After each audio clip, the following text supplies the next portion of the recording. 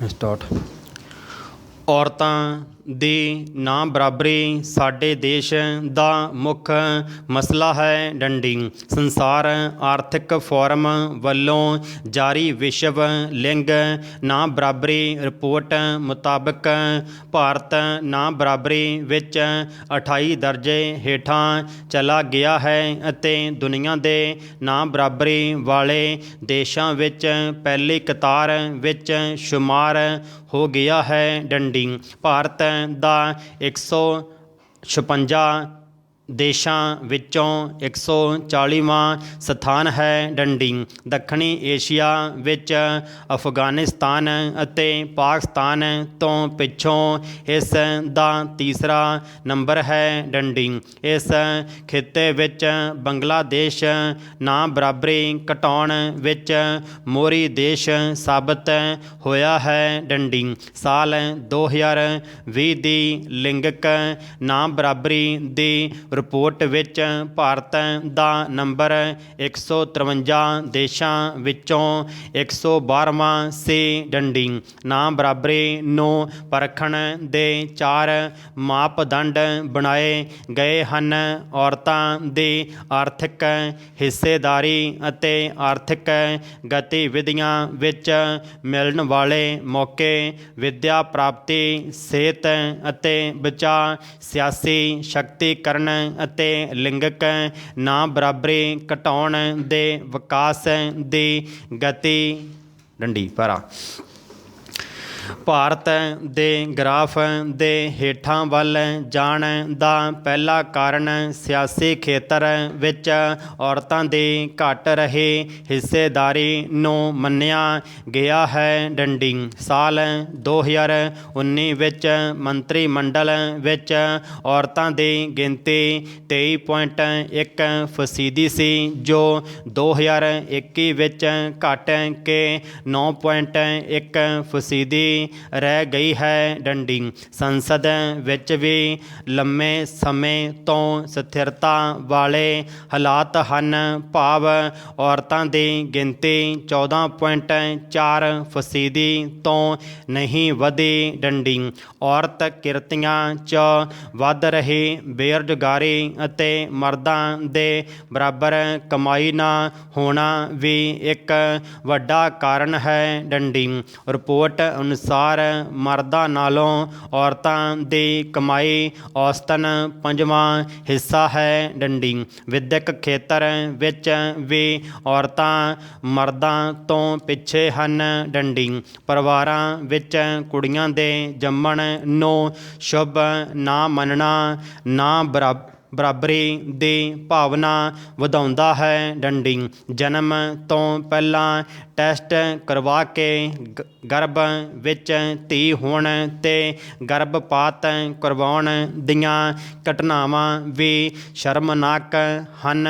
ਡੰਡੀ ਭਾਰਾ ਦੇਸ਼ ਵਿੱਚ ਬੇਟੀ ਬਚਾਓ ਬੇਟੀ ਪੜ੍ਹਾਓ ਦੇ ਪ੍ਰਧਾਨ ਮੰਤਰੀ ਵੱਲੋਂ ਦਿੱਤੇ ਨਾਅਰੇ ਦੇ ਬਾਵਜੂਦ ਜ਼ਮੀਨੀ ਪੱਧਰ ਉੱਤੇ ਕੋਈ ਸੁਧਾਰ ਹੋਣ ਦੀ ਬਜਾਏ ਸਥਿਤੀ ਨਾਜ਼ੁਕ ਹੁੰਦੀ ਜਾ ਰਹੀ ਹੈ। ਡੰਡੀ ਸਿਆਸੀ ਤੌਰ ਉੱਤੇ ਸੰਸਦ ਅਤੇ ਵਿਧਾਨ ਸਭਾਵਾਂ ਵਿੱਚ ਔਰਤਾਂ ਲਈ 33% ਰਾਖਵੇਂਕਰਨ ਦਾ ਬਿੱਲ ਲਗਭਗ 3 ਦਹਾਕਿਆਂ ਤੋਂ ਪਾਸ ਨਹੀਂ ਹੋ ਸਕਿਆ। ਡੰਡੀ ਘਰੇਲੂ ਔਰਤ ਦੇ ਕੰਮ ਕਾਜ ਨੂੰ ਉਤਪਾਦਕ ਕੰਮ ਮੰਨ ਕੇ ਕੁੱਲ ਘਰੇਲੂ ਪੈਦਾਵਾਰ ਦਾ ਹਿੱਸਾ ਬਣਾਉਣ ਤੋਂ ਬਾਹਰ ਰੱਖਣਾ ਅਤੇ ਜਾਇਦਾਦ ਵਿੱਚ ਬਰਾਬਰੀ ਦੇ ਕਾਨੂੰਨੀ ਹੱਕ ਦੇ ਬਾਵਜੂਦ ਸਮਾਜਿਕ ਰਿਸ਼ਤਿਆਂ ਦਾ ਦਬਾਅ ਕਾਰਨ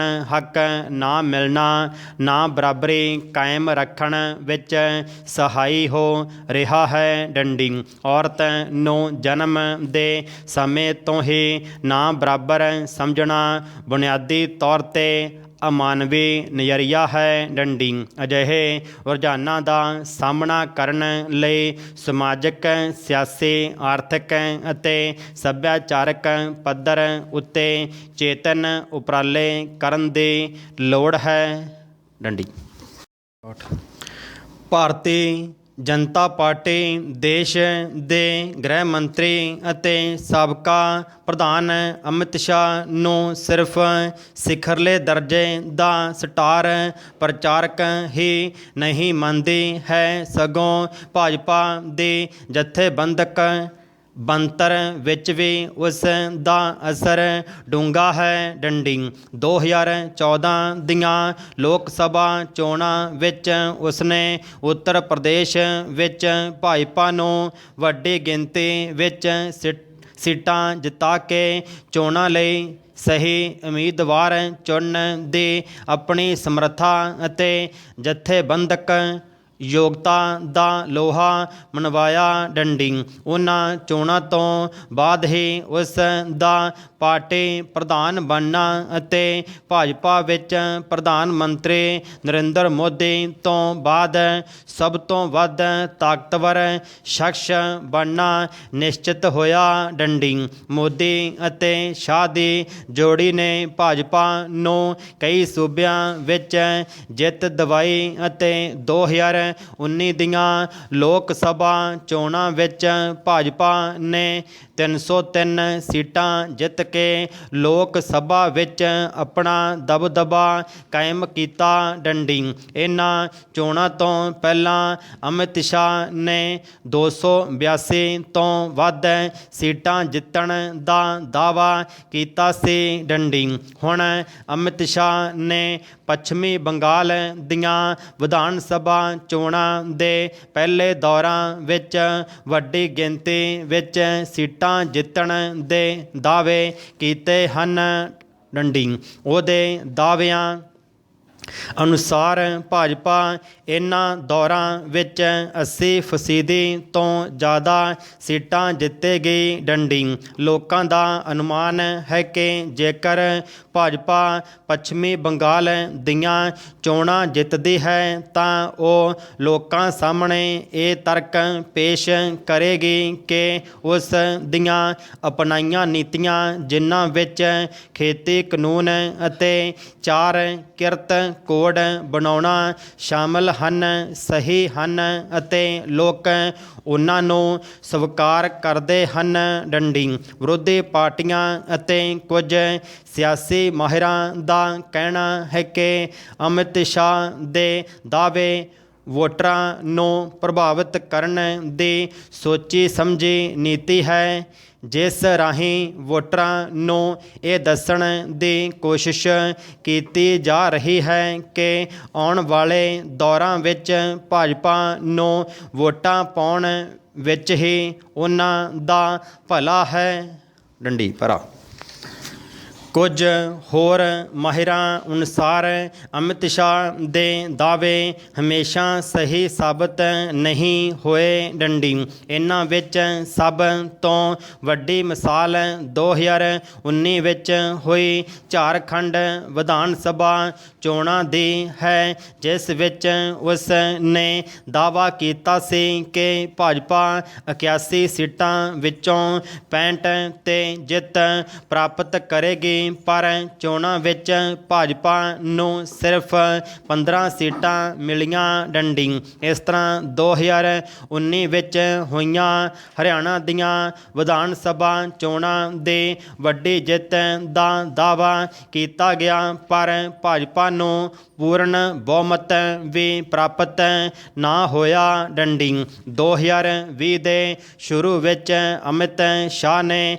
ਦਾਅਵਾ ਕੀਤਾ ਸੀ ਕਿ ਭਾਜਪਾ ਦਿੱਲੀ ਦੀਆਂ 70 ਸੀਟਾਂ ਵਿੱਚੋਂ 45 'ਤੇ ਜਿੱਤ ਪ੍ਰਾਪਤ ਕਰੇਗੀ, ਪਰ ਨਤੀਜੇ ਇਸ ਦੇ ਉਲਟ ਆਏ ਅਤੇ ਭਾਜਪਾ ਨੂੰ ਸਿਰਫ 8 ਸੀਟਾਂ ਮਿਲੀਆਂ। ਡੰਡੀ ਇਸੇ ਤਰ੍ਹਾਂ ਅਮਿਤ ਸ਼ਾਹ ਦਾ 2018 ਵਿੱਚ ਛੱਤੀਸਗੜ੍ਹ ਦੀਆਂ ਵਿਧਾਨ ਸਭਾ ਚੋਣਾਂ ਦੌਰਾਨ ਕੀਤਾ ਗਿਆ ਦਾਅਵਾ ਵੀ ਗਲਤ ਸਾਬਤ ਹੋਇਆ ਸੀ। ਡੰਡੀ ਡੰਡੀ। ਸਿਆਸੀ ਮਾਹਿਰਾਂ ਦਾ ਕਹਿਣਾ ਹੈ ਕਿ ਅਮਿਤ ਸ਼ਾਹ ਬਹੁਤ ਸ਼ਾਤਰ ਸਿਆਸਤਦਾਨ ਹੈ ਅਤੇ ਉਸ ਦੀਆਂ ਸਿਆਸੀ ਚਾਲਾਂ ਬਹੁਤ ਗਹਿਰੀਆਂ ਹੁੰਦੀਆਂ ਹਨ ਡੰਡੀ। ਕਈ ਥਾਵਾਂ 'ਤੇ ਉਸ ਨੂੰ ਹਾਰ ਪ੍ਰਤੱਖ ਦਿਖਾਈ ਦੇ ਰਹੀ ਹੁੰਦੀ ਹੈ, ਪਰ ਉਹ ਪਾਰਟੀ ਦੇ ਕਾਰਕੁਨਾਂ ਦਾ ਹੌਸਲਾ ਵਧਾਉਣ ਲਈ ਵੱਧ ਚੜ੍ਹ ਕੇ ਦਾਅਵਾ ਕਰਦਾ ਹੈ ਡੰਡੀ।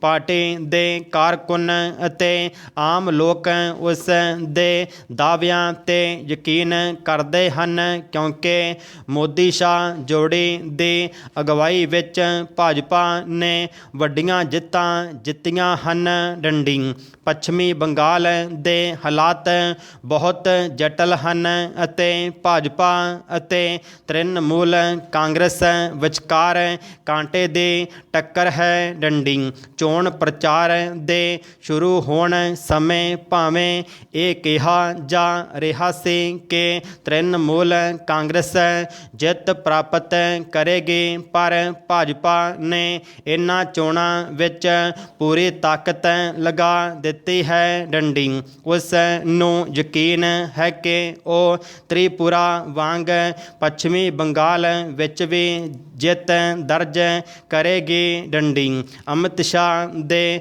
ਦਾਅਵੇ ਭਾਜਪਾ ਦੇ ਚੋਣ ਪ੍ਰਚਾਰ ਦੁਆਰਾ ਆਪਣੇ ਵਿਰੋਧੀਆਂ ਨੂੰ ਨਿਰ-ਉਤਸ਼ਾਹਿਤ ਕਰਨ ਦੀਆਂ ਕਾਰਵਾਈਆਂ ਹਨ ਡੰਡੀ। ਅਜਿਹੇ ਢੰਗ ਤਰੀਕਿਆਂ ਕਾਰਨ ਹੀ ਤ੍ਰਿਣਮੂਲ ਦੇ ਆਗੂ ਭਾਜਪਾ ਵਿੱਚ ਸ਼ਾਮਿਲ ਹੋਏ ਹਨ ਡੰਡੀ। ਇਸ ਸਭ ਕੁਝ ਦੇ ਬਾਵਜੂਦ 2 ਮਈ ਦਾ ਦਿਨ ਹੀ ਦੱਸੇਗਾ ਕਿ ਅਮਿਤ ਸ਼ਾਹ ਦੇ ਦਾਅਵਿਆਂ ਵਿੱਚ ਕਿੰਨਾ ਕੁ ਦਮ ਹੈ ਡੰਡੀ।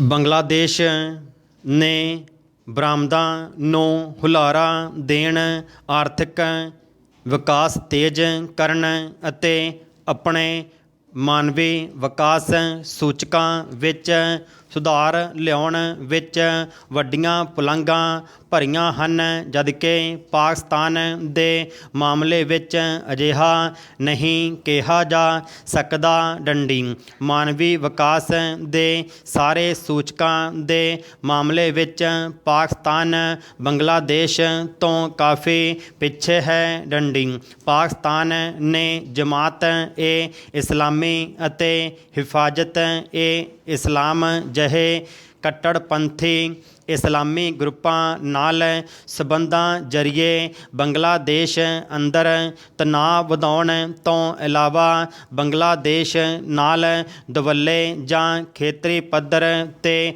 ਆਰਥਿਕ ਸਹਿਯੋਗ ਵਧਾਉਣ ਲਈ ਕੁਝ ਵੀ ਖਾਸ ਨਹੀਂ ਕੀਤਾ ਡੰਡੀ। ਪਾਕਿਸਤਾਨ ਖੁਦ ਵਿੱਤੀ ਕਸਤਾਲੀ ਨਾਲ ਜੂਝ ਰਿਹਾ ਹੈ ਅਤੇ ਹੋਰਨਾਂ ਮੁਲਕਾਂ ਦੀਆਂ ਦੇਣਦਾਰੀਆਂ ਮੋੜਨ ਲਈ ਉਹ ਚੀਨ ਦੀਆਂ ਪ੍ਰਾਈਵੇਟ ਬੈਂਕਾਂ ਤੋਂ ਕਰਜ਼ੇ ਲੈ ਰਿਹਾ ਹੈ ਡੰਡੀ। ਪਾਰਾ ਪਾਕਿਸਤਾਨ ਨੇ ਕਸ਼ਮੀਰ ਦੇ ਸ਼ਖਸਗਾਮਵਾਦੀ ਚੀਨ ਨੂੰ ਸੌਂਪ ਦਿੱਤੀ ਹੈ ਅਤੇ ਹੁਣ ਗਿਲਗਿਤ ਬਲਟਿਸਤਾਨ 'ਤੇ ਚੀਨ ਦੇ ਕੰਟਰੋਲ ਦਾ ਪਿੜ ਤਿਆਰ ਹੋ ਰਿਹਾ ਹੈ, ਜਿੱਥੇ ਇਸ ਦੀ ਆਰਥਿਕ ਤੇ ਫੌਜੀ ਮੌਜੂਦਗੀ ਵਧਦੀ ਜਾ ਰਹੀ ਹੈ ਡੰਡੀ। ਇਹ ਵੀ ਸਾਫ਼ ਹੋ ਗਿਆ ਹੈ ਕਿ ਇਹ ਹੁਣ ਸਮੇਂ ਦਾ ਹੀ ਸਵਾਲ ਹੈ ਕਿ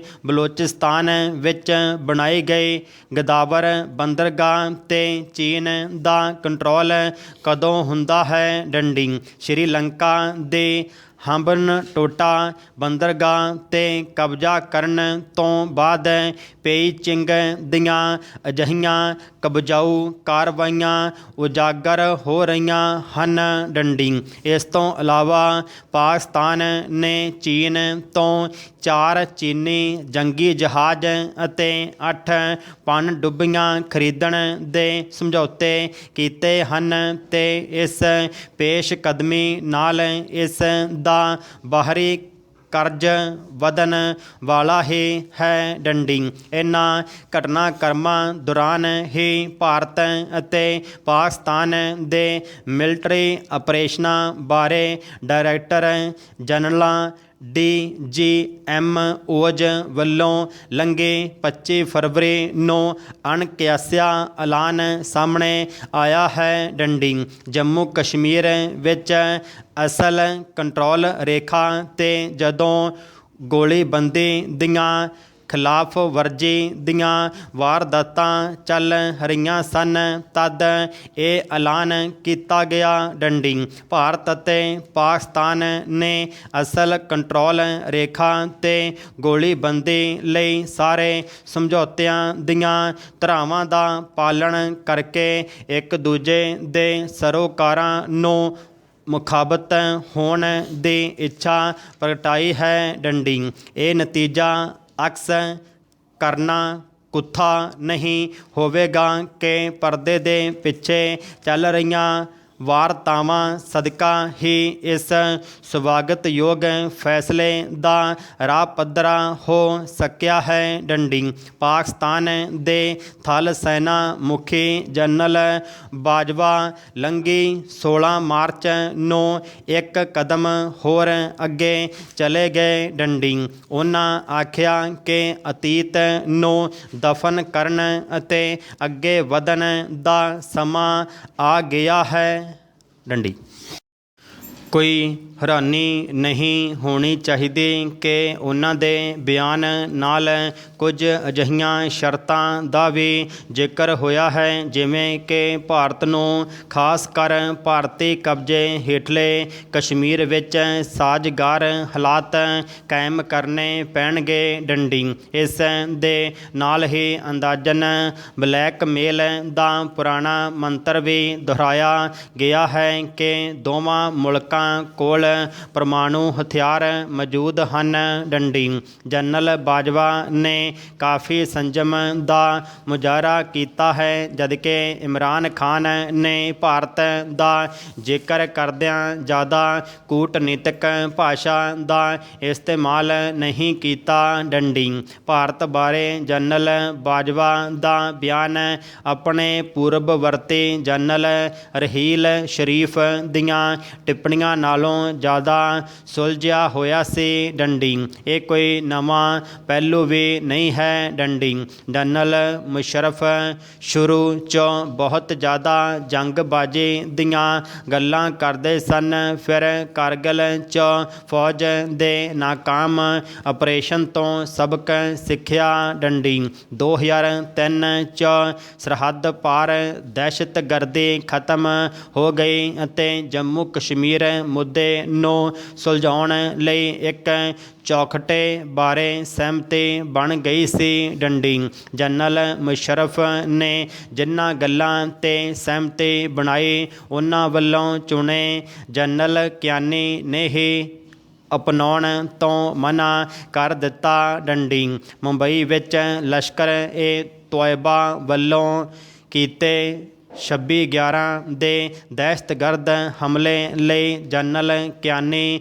ਜ਼ਿੰਮੇਵਾਰ ਸਨ ਡੰਡੀ। ਸ਼ੁਰੂਆਤੀ ਤੌਰ 'ਤੇ ਮੁਸ਼ਰਫ ਆਪਣੇ ਪੂਰਬਵਰਤੀ 'ਤੇ ਸੋਚ ਸਮਝ ਕੇ ਫੈਸਲਾ ਲੈਣ ਵਾਲੇ ਤੇ ਨਰਮ ਰੁਖ ਰੱਖਣ ਲਈ ਜਾਣੇ ਜਾਂਦੇ ਜਨਰਲ ਜਹਾਂਗੀਰ ਕਰਾਮਾਤ ਤੋਂ ਵੱਖਰੇ ਸਨ ਡੰਡੀ। ਇਸ ਦੀ ਕੋਈ ਗਰੰਟੀ ਨਹੀਂ ਹੈ ਕਿ ਜੋ ਪੇਸ਼ਕਦਮੀ ਜਨਰਲ ਬਾਜਵਾ ਵੱਲੋਂ ਸ਼ੁਰੂ ਕੀਤੀ ਗਈ ਹੈ ਉਹਨਾਂ ਦਾ ਉੱਤਰਾਧਿਕਾਰੀ ਉਸ 'ਤੇ ਚੱਲੇਗਾ ਹੀ ਡੰਡੀ। ਬਾਜਵਾ ਇਸ ਵੇਲੇ ਸੇਵਾ ਕਾਲ ਵਿੱਚ ਵਾਧੇ 'ਤੇ ਚੱਲ ਰਹੇ ਹਨ ਅਤੇ ਉਹਨਾਂ ਨਵੰਬਰ 2022 ਵਿੱਚ ਸੇਵਾ ਮੁਕਤ ਹੋ ਜਾਣਾ ਹੈ ਡੰਡੀ। ਇਸ ਲਈ ਤਰਕ ਦੀ ਮੰਗ ਹੈ ਕਿ ਅਸੀਂ ਇਹ ਪ੍ਰਵਾਨ ਕਰੀਏ ਕਿ ਜੇ ਸੁੱਖ ਸਾਂਦ ਬਣੀ ਰਹਿੰਦੀ ਹੈ ਤਾਂ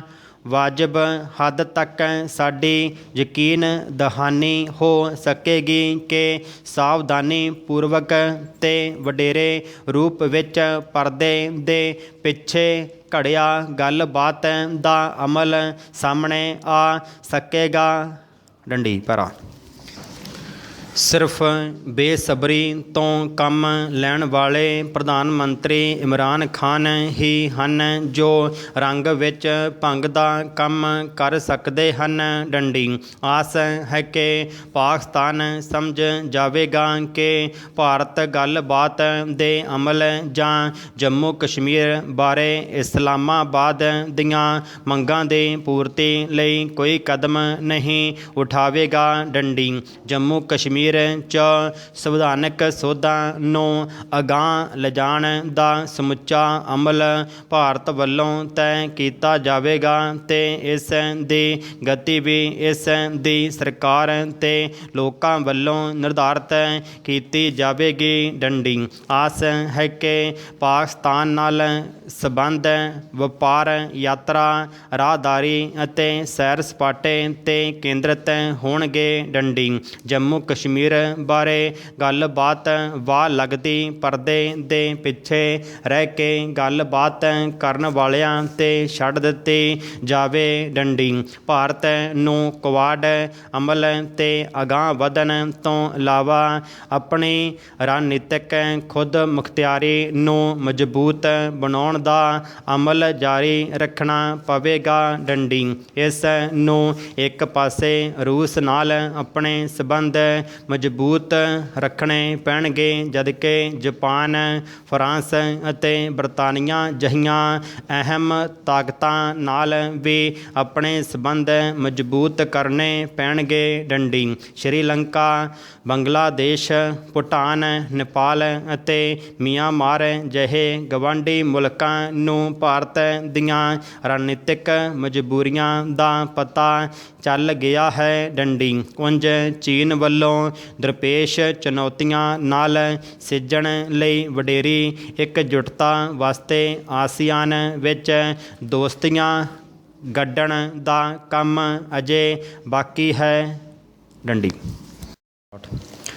ਦਸੰਬਰ 1971 ਵਿੱਚ ਬੰਗਲਾਦੇਸ਼ ਦੇ ਜਨਮ ਤੋਂ ਪੂਰਬਲੀ ਸ਼ਾਮ ਅਮਰੀਕਾ ਦੇ ਕੌਮੀ ਸੁਰੱਖਿਆ ਸਲਾਹਕਾਰ ਹੈਨਰੀ ਕਿਸਿੰਜਰ ਮਗਰੋਂ 1973 ਵਿੱਚ ਵਿਦੇਸ਼ ਮੰਤਰੀ ਬਣੇ ਨੇ ਦਾਅਵਾ ਕੀਤਾ ਸੀ ਕਿ ਆਜ਼ਾਦ ਬੰਗਲਾਦੇਸ਼ ਨਕਾਰਾਪੁਣੇ ਦੀ ਅਜਿਹੀ ਕੌਮਾਂਤਰੀ ਮਿਸਾਲ ਸਾਬਤ ਹੋਵੇਗਾ ਜੋ ਆਪਣੀ ਹੋਂਦ ਕਾਇਮ ਰੱਖਣ ਲਈ ਹਮੇਸ਼ਾ ਵਿਦੇਸ਼ੀ ਇਮਦਾਦ 'ਤੇ ਨਿਰਭਰ ਰਹੇਗਾ। ਡੰਡੀ ਬੰਗਲਾਦੇਸ਼ ਮੁਕਤੀ ਸੰਘਰਸ਼ ਦੌਰਾਨ ਜਿਵੇਂ ਹੈਨਰੀ ਕਿਸਿੰਜਰ ਅਤੇ ਉਸ ਦੇ ਬੌਸ ਰਾਸ਼ਟਰਪਤੀ ਰਿਚਰਡ ਨਿਕਸਨ ਦੀ ਹਰ ਗੱਲ ਅਤੇ ਕਦਮ ਨਾਕਾਮ ਸਿੱਧ ਹੋਏ, ਉਸੇ ਤਰ੍ਹਾਂ ਜਲਦੀ ਹੀ ਉਹਨਾਂ ਦੀ ਇਹ ਭਵਿੱਖਬਾਣੀ ਵੀ ਨਾਕਾਮ ਸਿੱਧ ਹੋ ਗਈ। ਡੰਡੀ ਬੰਗਲਾਦੇਸ਼ ਨੇ ਸਮਾਜਿਕ ਅਤੇ ਆਰਥਿਕ ਵਿਕਾਸ ਦੇ ਹਰ ਸੂਚਕ ਪੱਖੋਂ ਪਾਕਿਸਤਾਨ ਨੂੰ ਪੂਰੀ ਤਰ੍ਹਾਂ ਪਛਾੜ ਦਿੱਤਾ। ਡੰਡੀ ਇਸ ਵਕਤ ਸ਼ੇਖ ਹਸੀਨਾ ਨੇ ਚੀਨ ਪੱਛਮੀ ਜਗਤ ਭਾਰਤ ਤੇ ਹੋਰਨਾਂ ਮਿੱਤਰ ਮੁਲਕਾਂ ਨਾਲ ਆਪਣੇ ਦੁਵੱਲੇ ਲਾਭਕਾਰੀ ਸੰਬੰਧ ਕਾਫੀ ਹੁਨਰਮੰਦੀ ਨਾਲ ਬਣਾ ਕੇ ਰੱਖੇ ਹਨ। ਡੰਡੀ ਅੱਜ ਨਕਾਰਾਪੁਣੇ ਦਾ ਕੌਮਾਂਤਰੀ ਕੇਸ ਪਾਕਿਸਤਾਨ ਹੈ ਜੋ ਸੰਸਾਰ ਬੈਂਕ IMF ਅਤੇ ਏਸ਼ੀਅਨ ਡਿਵੈਲਪਮੈਂਟ ਬੈਂਕ ਜਿਹੀਆਂ ਕੌਮਾਂਤਰੀ ਮਾਲੀ ਸੰਸਥਾਵਾਂ ਤੋਂ ਇਲਾਵਾ ਚੀਨ ਅਤੇ G20 ਦੇ ਹੋਰਨਾਂ ਮੁਲਕਾਂ ਤੋਂ ਖਿਰਾਤ ਮੰਗ ਰਿਹਾ ਹੈ। ਡੰਡੀ ਇਸੇ ਸਮੇਂ ਪਾਕਿਸਤਾਨ ਆਪਣੇ ਕਰਜ਼ਿਆਂ ਦੀ ਅਦਾਇਗੀ ਕਰਨ ਵਿੱਚ ਨਾਕਾਮ ਸਾਬਤ ਹੋ ਰਿਹਾ ਹੈ ਅਤੇ ਆਪਣੀਆਂ ਦੇਣਦਾਰੀਆਂ ਦੀ ਅਦਾਇਗੀ ਲਈ ਚੀਨੀ ਪ੍ਰਾਈਵੇਟ ਬੈਂਕਾਂ ਤੋਂ ਕਰਜ਼ੇ ਹਾਸਲ ਕਰ ਰਿਹਾ ਹੈ। ਡੰਡੀ ਦੂਜੇ ਪਾਸੇ ਬੰਗਲਾਦੇਸ਼ ਮਾਲੀ ਅਤੇ ਆਰਥਿਕ ਤੌਰ 'ਤੇ ਮਜ਼ਬੂਤ ਅਤੇ ਸਥਿਰ ਹੈ ਡੰਡੀ। ਜਦੋਂ ਅਸੀਂ ਪਾਕਿਸਤਾਨ ਨਾਲ ਸਿਜਦਿਆਂ ਵੱਖ-ਵੱਖ ਰਾਹਾਂ ਦੀ ਤਲਾਸ਼ ਕਰਦੇ ਹਾਂ ਤਾਂ ਸਾਨੂੰ ਇਹ ਤੱਥ ਧਿਆਨ ਵਿੱਚ ਰੱਖਣੇ ਚਾਹੀਦੇ ਹਨ। ਡੰਡੀ ਬੰਗਲਾਦੇਸ਼ 'ਚ ਪ੍ਰਧਾਨ ਮੰਤਰੀ ਨਰਿੰਦਰ ਮੋਦੀ ਨੂੰ ਜੋ ਸਨੇਹ ਮਿਲਿਆ ਹੈ ਉਹ ਇਸ ਦੀ ਸ਼ਾਦੀ ਭਰਦਾ ਹੈ ਕਿ ਬੰਗਲਾਦੇਸ਼ 'ਚ ਭਾਰਤ ਜਿਸ ਨੇ 90 ਲੱਖ ਸ਼ਰਨਾਰਥੀਆਂ ਨੂੰ ਪਨਾਹ ਦਿੱਤੀ ਸੀ ਉਸ ਨੂੰ ਅਜੇ ਵੀ ਨਿੱਘ ਨਾਲ ਯਾਦ ਕੀਤਾ ਜਾਂਦਾ ਹੈ। ਡੰਡੀ 1971 ਵਿੱਚ ਪਾਕਿਸਤਾਨ ਦੇ ਜਨਰਲ ਟਿੱਕਾ ਖਾਨ ਦੇ ਹੁਕਮਾਂ 'ਤੇ ਸ਼ਰਨਾਰਥੀਆਂ ਨੂੰ ਆਪਣੇ ਘਰਾਂ 'ਚੋਂ ਬੇਦਖਲ ਹੋਣਾ ਪਿਆ ਸੀ। ਡੰਡੀ ਪ੍ਰਧਾਨ ਮੰਤਰੀ ਮੋਦੀ ਵੱਲੋਂ 1971 ਵਿੱਚ ਸ਼੍ਰੀਮਤੀ ਇੰਦਰਾ ਗਾਂਧੀ ਦੀ ਫੈਸਲਾਕੁੰਨ ਅਗਵਾਈ ਦੀ ਪ੍ਰਸ਼ੰਸਾ ਕੀਤੇ ਜਾਣ ਦੇ ਨਾਲ ਹੀ ਇਹ ਕੌਮੀ ਤੌਰ 'ਤੇ ਯਾਦ ਕਰਨ ਦਾ ਮੌਕਾ ਹੈ। ਡੰਡੀ ਬਹੁਤ ਸਮਾਂ ਬੀਤ ਚੁੱਕਿਆ ਹੈ ਅਤੇ ਬੰਗਲਾਦੇਸ਼ ਨਕਾਰੇਪਨ ਦਾ ਕੋਈ ਕੇਸ ਨਹੀਂ ਹੈ। ਜਿਵੇਂ ਨਿੰਦਾ ਕਰਨ ਦੇ ਆਦੀ ਹੈਨਰੀ ਕਿਸਿੰਜਰ ਨੇ 1971 ਵਿੱਚ ਉਸ ਮੁਲਕ ਬਾਰੇ ਕਿਹਾ ਸੀ। ਡੰਡੀ ਬੰਗਲਾਦੇਸ਼ ਇਸ ਸਮੇਂ ਕੱਪੜੇ ਦੀਆਂ ਵਸਤਾਂ ਦਾ ਦੁਨੀਆ ਦਾ ਮੋਹਰੀ ਬਰਾਮਦਕਾਰ ਹੈ। ਡੰਡੀ ਇਹ ਔਰਤਾਂ ਦੀ ਸਿੱਖਿਆ ਜਿਹੇ ਅਹਿਮ ਮਨੁੱਖੀ ਵਿਕਾਸ ਸੂਚਕਾਂ ਪੱਖੋਂ ਆਪਣੀਆਂ ਪ੍ਰਾਪਤੀਆਂ 'ਤੇ ਮਾਣ ਕਰਦਾ ਹੈ। ਡੰਡੀ ਭਾਰਤ ਅਤੇ ਬੰਗਲਾਦੇਸ਼ ਨੇ ਆਪਣੀਆਂ ਜ਼ਮੀਨੀ ਤੇ ਸਮੁੰਦਰੀ ਸਰਹੱਦਾਂ ਦੀ ਨਿਸ਼ਾਨਬੰਦੀ ਸਣੇ ਦਹਾਕਿਆਂ ਪੁਰਾਣੇ ਆਪਣੇ ਸਾਰੇ ਆਪਸੀ ਵਿਵਾਦ ਹੱਲ ਕਰ ਲਏ ਹਨ। ਡੰਡੀ ਬਸ ਹੁਣ ਭਾਰਤ ਵਿੱਚ ਬੰਗਲਾਦੇਸ਼ੀ ਆਵਾਸੀਆਂ ਦੇ ਮੁੱਦੇ 'ਤੇ ਸੰਜਮ ਤੋਂ ਕੰਮ ਲੈਣ ਦੀ ਲੋੜ ਹੈ। ਡੰਡੀ ਮਨੁੱਖ ਆਪਣੇ ਆਪ ਨੂੰ ਇਸ ਸੰਸਾਰ ਵਿੱਚ ਸਭ ਤੋਂ ਉੱਤਮ ਜੀ ਸਮਝਦਾ ਹੈ। ਇਹ ਵੀ ਇਸ ਵਿੱਚ ਕੋਈ ਸ਼ੱਕ ਨਹੀਂ ਹੈ। ਡੰਡੀ ਇਹ ਬੋਲ ਸਕਦਾ ਹੈ, ਬੋਲ ਕੇ ਮਨ ਦੀ ਗੱਲ ਦੂਜਿਆਂ ਨੂੰ ਦੱਸ ਸਕਦਾ ਹੈ, ਰੋ ਸਕਦਾ ਹੈ, ਆਪਣੇ ਦਿਲ ਦਾ ਦੁੱਖ ਜਾਂ ਆਪਣੇ ਨਾਲ ਹੋ ਰਹੀਆਂ ਜ਼ਿਆਦਤੀਆਂ ਦਾ ਪ੍ਰਗਟਾਵਾ ਕਰ ਸਕਦਾ ਹੈ, ਹੱਸ ਸਕਦਾ ਹੈ ਤੇ ਆਪਣੀ ਖੁਸ਼ੀ ਜ਼ਾਹਰ ਕਰ ਸਕਦਾ ਹੈ, ਪੜ੍ਹ ਸਕਦਾ ਹੈ, ਕਮਾ ਸਕਦਾ ਹੈ, ਆਪਣੇ ਪਰਿਵਾਰ ਦਾ ਪਾਲਣ ਪੋਸ਼ਣ ਕਰ ਸਕਦਾ ਹੈ, ਦੇਸ਼ ਵਿਦੇਸ਼ ਘੁੰਮ ਫਿਰ ਕੇ ਆ ਸਕਦਾ ਹੈ। ਡੰਡੀ ਕੁਦਰਤ ਨੇ ਇਹ ਬਖਸ਼ਿਸ਼ਾਂ ਸਿਰਫ ਮਨੁੱਖ ਨੂੰ ਹੀ ਦਿੱਤੀਆਂ ਹਨ। ਡੰਡੀ ਸੰਸਾਰ ਵਿੱਚ ਹੋਰ ਅਨੇਕਾਂ ਜਾਤੀਆਂ ਹਨ, ਛੋਟੇ ਵੱਡੇ ਤੇ ਭਿਆਨਕ ਤੋਂ ਭਿਆਨਕ ਜਾਨਵਰ ਹਨ, ਕੀੜੇ ਮਕੌੜੇ ਹਨ, ਉੱਡਣ ਵਾਲੇ ਪੰਛੀ ਹਨ, ਦੁੱਧ ਦੇਣ ਵਾਲੇ ਪਸ਼ੂ ਹਨ, ਪਰ ਇਹਨਾਂ ਨੂੰ ਕੁਦਰਤ ਨੇ ਸਿਵਾਏ ਥੋੜ੍ਹਾ ਬਹੁਤਾ ਬੋਲਣ ਦੇ ਹੋਰ ਕੋਈ ਗੁਣ ਨਹੀਂ ਦਿੱਤਾ। ਡੰਡੀ ਉਹ ਜੋ ਬੋਲਦੇ ਹਨ ਉਹ ਸਿਵਾਏ ਉਹਨਾਂ ਦੇ ਹੋਰ ਕੋਈ ਨਹੀਂ ਸਮਝ ਸਕਦਾ, ਪਰ ਜੇ ਅਸੀਂ ਉਹਨਾਂ ਦੇ ਨਿੱਤ ਦੇ ਵਿਹਾਰ ਅਤੇ ਤੁਰਨ ਫਿਰਨ ਜਾਂ ਉੱਡਣ ਨੂੰ ਧਿਆਨ ਨਾਲ ਦੇਖੀਏ ਤਾਂ ਸਾਡੀ ਸਮਝ ਵਿੱਚ ਆ ਜਾਂਦਾ ਹੈ ਕਿ ਉਹਨਾਂ ਅੰਦਰ ਕਈ ਉਹ ਆਦੁੱਤੀ ਗੱਲਾਂ ਹਨ ਜਿਹੜੀਆਂ ਇਨਸਾਨਾਂ ਵਿੱਚ ਨਹੀਂ ਹਨ। ਡੰਡੀ ਇਸੇ ਸਾਲ ਜਨਵਰੀ ਮਹੀਨੇ ਦੀ ਗੱਲ ਹੈ। ਅਸੀਂ ਆਪਣੇ ਘਰ ਦੇ ਵਿਹੜੇ ਦੀਆਂ ਅਗਲੀ ਛੋਟੀ ਜਿਹੀ ਕੰਧ ਉੱਤੇ ਸਵੇਰੇ ਸਵੇਰੇ ਹੀ ਛੋਟਾ ਜਿਹਾ ਮਿੱਟੀ ਦਾ ਕੰਡੀਰਾ ਪਾਣੀ ਦਾ ਭਰ ਕੇ ਰੱਖ ਦਿੰਦੇ ਹਾਂ ਕਿ ਆਉਂਦੇ ਜਾਂਦੇ ਜਾਨਵਰ ਪਿਆਸ ਬੁਝਾ ਲੈਣ। ਡੰਡੀ ਇੱਕ ਦਿਨ ਬਾਹਰ ਵਿਹੜੇ ਵਿੱਚ ਬੈਠੀ ਧੁੱਪ ਸੇਕ ਰਹੀ ਸਾਂ, ਦੇਖਿਆ ਕਿ ਗੁਟਾਰ ਆਈ। ਪਹਿਲਾਂ ਉਸ ਰੱਜ ਕੇ ਪਾਣੀ ਪੀਤਾ। ਫਿਰ ਉਹ ਕੰਡੀਰੇ ਵਿੱਚ ਡੁਬਕੀਆਂ ਮਾਰਨ ਲੱਗ ਪਈ ਡੰਡੀ। ਮੈਨੂੰ ਤਾਂ ਉਸ ਨੂੰ ਦੇਖ ਦੇਖ ਕੇ ਕੰਬਣੀ ਚੜ੍ਹੇ। ਉਸ ਦਿਨ ਠੰਡ ਵੀ ਬੜੀ ਸੀ, ਪਰ ਉਹ ਮਜ਼ੇ ਨਾਲ ਆਪਣੇ ਖੰਭ ਛੰਡ ਛੰਡ ਕੇ ਨਹਾ ਰਹੀ ਸੀ ਡੰਡੀ। ਨਹਾਉਣ ਵਿੱਚ ਪਤਾ ਨਹੀਂ ਉਸ ਨੂੰ ਕੁਝ ਜ਼ਿਆਦਾ ਹੀ ਆਨੰਦ ਆ ਰਿਹਾ ਸੀ। ਹਟ ਹੀ ਨਹੀਂ ਰਹੀ ਸੀ ਡੰਡੀ। ਇੰਨੇ ਨੂੰ ਕਬੂਤਰ ਆਇਆ। ਉਸ ਨੇ ਵੀ ਪਾਣੀ ਪੀਤਾ ਸੀ ਅਤੇ ਉਹ ਕੰਡੀਰੇ ਦੇ ਕੋਲ ਆ ਕੇ ਬੈਠ ਗਿਆ ਡੰਡੀ। ਕਾਫੀ ਦੇਰ ਉਸ ਨੂੰ ਦੇਖਦਾ ਰਿਹਾ, ਪਰ ਗੁਟਾਰ ਤਾਂ ਨਹਾਉਣੋਂ ਹਟੇ ਹੀ ਨਾ ਡੰਡੀ। ਮੈਨੂੰ ਵੀ ਗੁੱਸਾ ਆਉਣ ਲੱਗ ਪਿਆ। ਬਾਈ, ਇਹ ਚਮੜੀ ਹੋਈ ਗੁਟਾਰ ਹਟਦੀ ਕਿਉਂ ਨਹੀਂ ਡੰਡੀ? ਉਹ ਗਰੀਬ ਕੱਦ ਦਾ ਕੋਲ ਬੈਠਾ ਇਸ ਦੇ ਪਾਸੇ ਹਟਣ ਦਾ ਇੰਤਜ਼ਾਰ ਕਰ ਰਿਹਾ ਹੈ ਡੰਡੀ। ਖੈਰ, ਬੜੀ ਦੇਰ ਬਾਅਦ ਉਹ ਆਪਣੇ ਖੰਭ ਛੰਡ ਕੇ ਕੰਡੀਰੇ ਵਿੱਚੋਂ ਬਾਹਰ ਨਿਕਲੇ ਤਾਂ ਵਿਚਾਰੇ ਕਬੂਤਰ ਨੇ ਪਾਣੀ ਪੀਤਾ ਡੰਡੀ। ਸੋਚ ਰਹੀ ਸਾਂ, ਜੇ ਕਿਸੇ ਅਜਿਹੀ ਥਾਂ, ਸਾਂਝੀ ਥਾਂ 'ਤੇ ਕੋਈ ਇਨਸਾਨ ਹੁੰਦਾ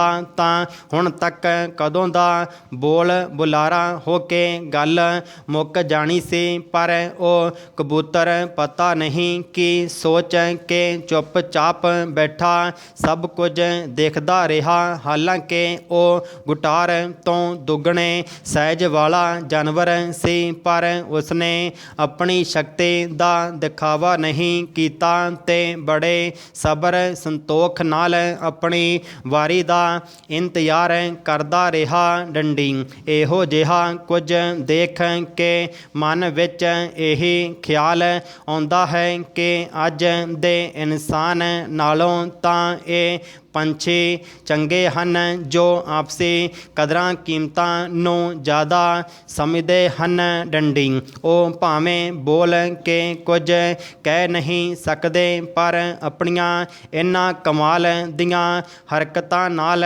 ਉਹ ਅਜਿਹਾ ਕੁਝ ਕਰ ਵਿਖਾਉਂਦੇ ਹਨ ਜਿਨ੍ਹਾਂ ਤੋਂ ਅੱਜ ਦਾ ਇਨਸਾਨ ਬਹੁਤ ਦੂਰ ਕਿਧਰੇ ਪਿੱਛੇ ਰਹਿ ਗਿਆ ਜਾਪਦਾ ਹੈ ਡੰਡੀ।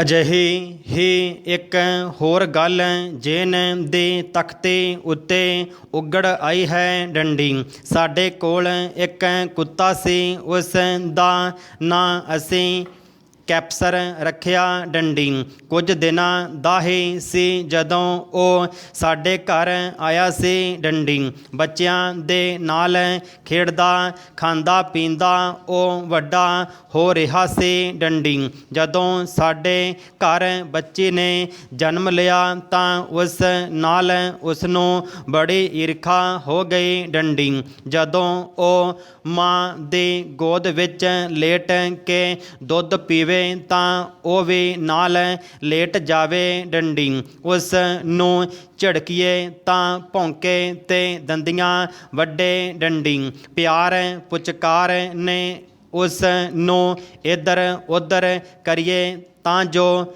ਬੱਚੇ ਦੁੱਧ ਪੀ ਸਕੇ ਡੰਡੀ। ਹੌਲੀ ਹੌਲੀ ਉਹ ਵੱਡਾ ਹੋ ਗਿਆ ਤਾਂ ਪਹਿਲਾਂ ਵਰਗਾ ਸ਼ਰਾਰਤੀ ਨਾ ਰਿਹਾ ਡੰਡੀ। ਹੁਣ ਉਹ ਜ਼ਿਆਦਾਤਰ ਇੱਕ ਪਾਸੇ ਪਿਆ ਸੁੱਤਾ ਰਹਿੰਦਾ ਡੰਡੀ। ਫਿਰ ਉਹਨੂੰ ਕੋਈ ਬਿਮਾਰੀ ਲੱਗ ਗਈ ਡੰਡੀ।